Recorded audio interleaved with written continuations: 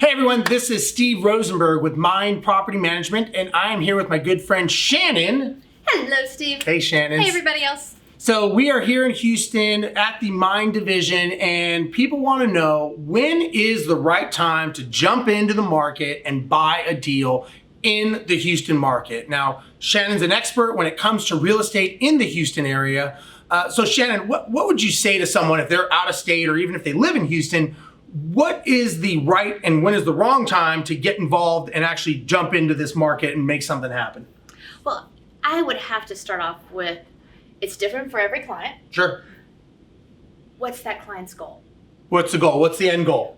What's their goal? What's their strategy? What plans have they set in place? Right. And if they haven't, then start working with them on those, because each goal dictates a different strategy. Right. So let's just say, for example, somebody says, you know what, I want a basic cookie cutter property, a 3-bedroom, 2-bath, basic cash flow.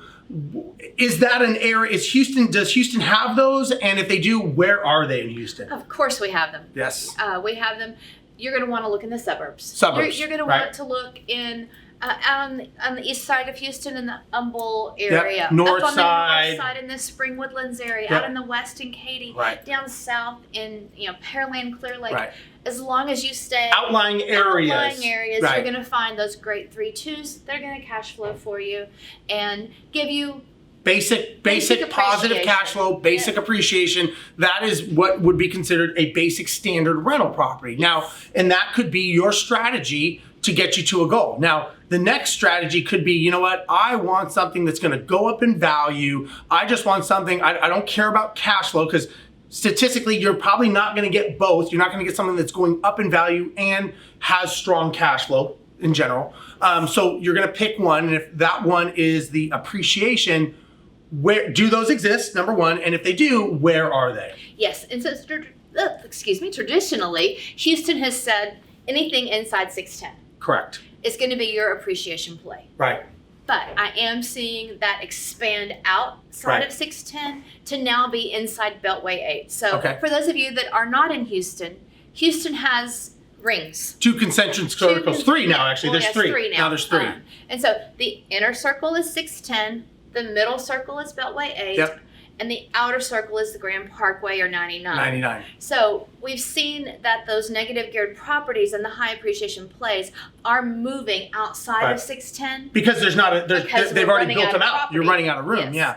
And we're also seeing a lot of regentrification happening yes. in the 3rd Ward and the 5th Ward. A right. lot of money is being spent in those areas by local government and national government and yep. state government. And so we're seeing a lot of appreciation plays in those markets as well. Yeah, and you're seeing opportunity zones and those yes. kinds of things where you're getting tax benefits for purchasing in these yeah. areas and helping out the community.